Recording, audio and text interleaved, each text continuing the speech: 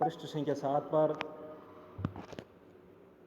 सन 1949 उस बार महानदा की बाढ़ से घिरे वापसी थाना के एक गांव में हम पहुंचे।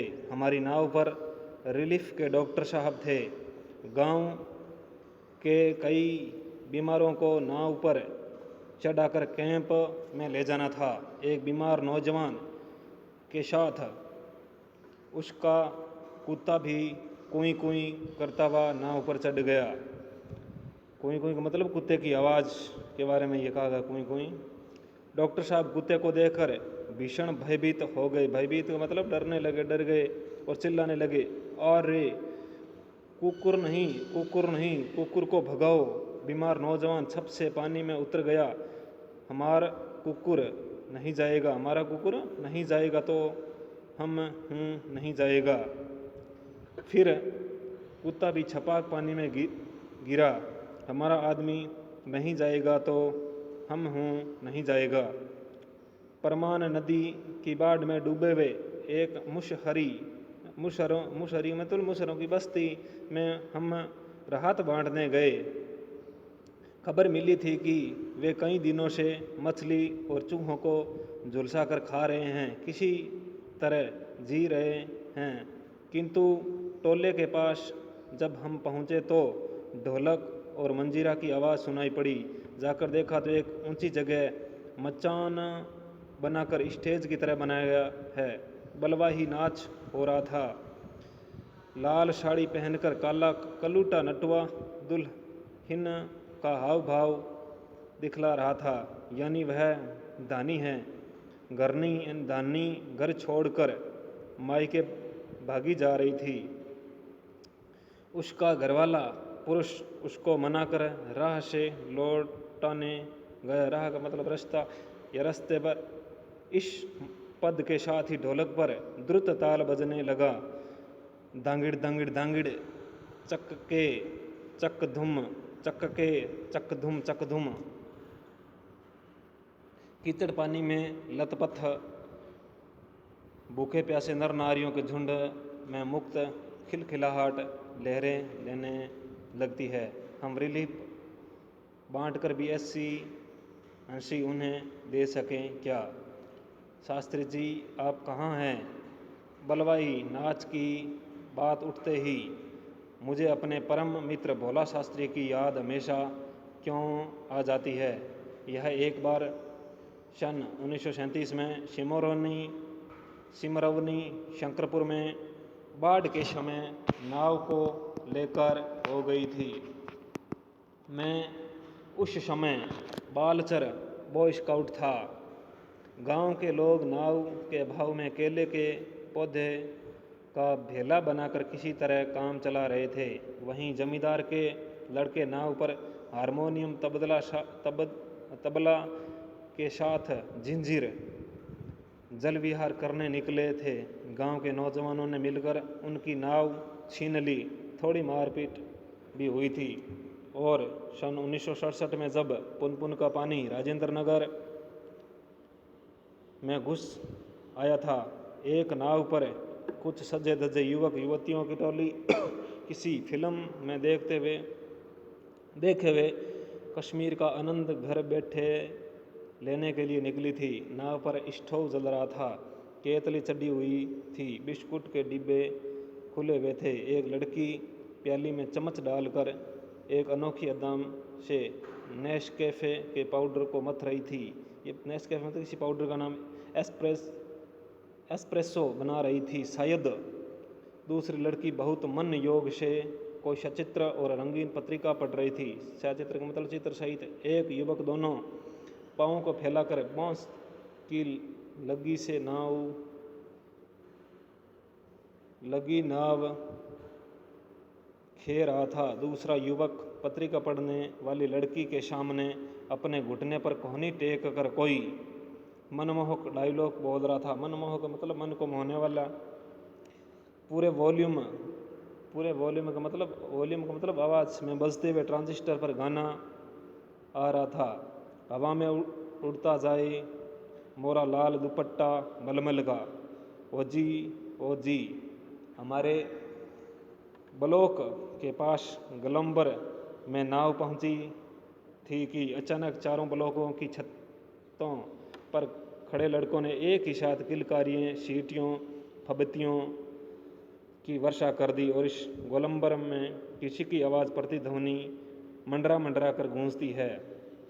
सो सब मिलकर स्वयं ही जो ध्वनि संयोजन हुआ उसे बड़े बड़े गुणी संगीत निर्देशक बहुत कोशिश के बावजूद नहीं कर पाते। उन फूड युवकों की सारी एग्जिबिशनिज्म तुरंत छूमंतर हो गई। युवतियों के रंगे लाल लाल ओंठ और गाल काले पड़ गए। नाव पर अकेला ट्रांजिस्टर था जो पूरे दम के साथ मुखर था। नैया तोरी मंझधार होशियार होशियार काहो राम श्रृंगार पनिया आ रहलो है। ऊहूं ने आ रहलो। 2:30 बज गए मगर पानी अब तक नहीं आया। 2:30 बज गए मगर पानी अब तक आया नहीं। लगता है कहीं अटक गया अथवा जहाँ तक आना था आकर रुक गया अथवा तटबंध पर लड़ते हुए इंजीनियरों की जीत हो गई शायद ओ या कोई देवी चमत्कार हो गया। नहीं तो पानी कहीं भी जाएगा तो किधर से? रास्ता तो इधर से ही है। चारों ब्लॉकों के प्राय सभी फ्लैटों की रोशनी जल रही है, बुझ रही है। सभी जगे हुए हैं। कुत्ते रह रहकर सामूहिक रुदन करते हैं। उन्हें राम श्रृंगार की मंडली डोट कर चुप करा देती है। चौंप चौंप। मुझे अचानक अपने उन मित्रों की स्वजनों की याद आई जो कल से ही Pataliputra colony Krishnapuri Boring Road के अथा जल में घिरे हैं।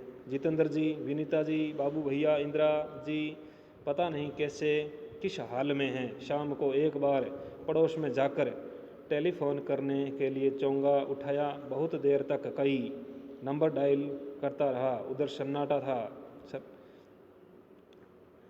कोई शब्द नहीं, टूंग फूंग कुछ भी नहीं। बिस्तर पर करवट लेते ही फिर एक बार मन में हुआ कुछ लिखना चाहिए, लेकिन क्या लिखना?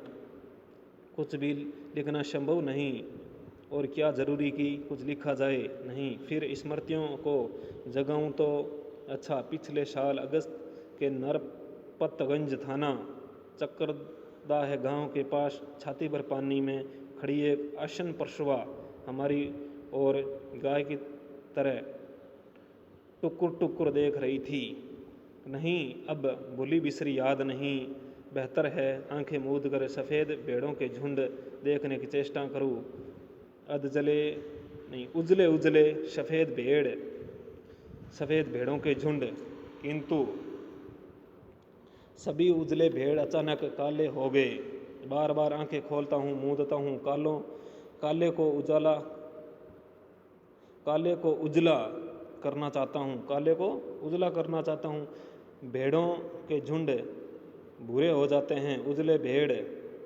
उजले भेड़ काले भूरे, किंतु उजले उजले गेहूं रंग के भेड़। ओई देखो ऐसे अस्से गच्छे जल जगजोर मुझे जगाया गया। घड़ी देखी, ठीक 5:30 बज रहे थे। सवेरा हो चुका था। आ रहलो है पनिया, पानी आ गेलो हो राम श्रृंगार हो मोहन राम चन्नर। अरे ओहो। आंख मलता हुआ उठा पश्चिम की ओर। थाना के सामने सड़क पर मोटी डोली की शक्ल में, मुंह में झाग फैन लिए पानी आ रहा है। ठीक वैसा ही जैसा शाम को कॉफ़ी हाउस के पास देखा था। पानी के साथ साथ चलता हुआ, किल्लोल करता हुआ बच्चों का एक दल। पश्चिम दक्षिण कोने पर दिनकर अतिथिशाला मतलब अतिथियों को ठहरने के स्थान से और आगे बस्ती के पास बच्चे कूद क्यों रहे हैं? नहीं, बच्चे नहीं, पानी है। वहाँ मोड़ है, थोड़ा अवरोध है। अवरोध का मतलब रुके हुए, इसलिए पानी उछल रहा है। पश्चिम उत्तर की ओर ब्लॉक नंबर 1 के पास पुलिस चौकी के पिछवाड़े में पानी का पहला रेला आया। ब्लॉक नंबर 4 के नीचे सेठ की दुकान की बाईं बाजू में लहरें नाचने लगी। अब मैं दौड़कर छत पर चला गया। चारों ओर शोर कोलाहल, कलरव, चीख पुकार और पानी का कलकल रव, लहरों का नर्तन। सामने फुटपाथ को पार कर अब पानी हमारे पिछवाड़े में सशक्त बहने लगा। पिछवाड़े का मतलब पीछे स्थान। गोलंबर के गोल पार्क के चारों ओर पानी नाच रहा है। आ गया। पानी बहुत तेजी से बढ़ रहा है, चढ़ रहा है। करंट कितना तेज है? करंट मतलब करंट। सोन का पानी है, नहीं गंगा जी का है। ओ गेलो, गेलो का मतलब रास्तो या डंडी पगडंडी, जो भी।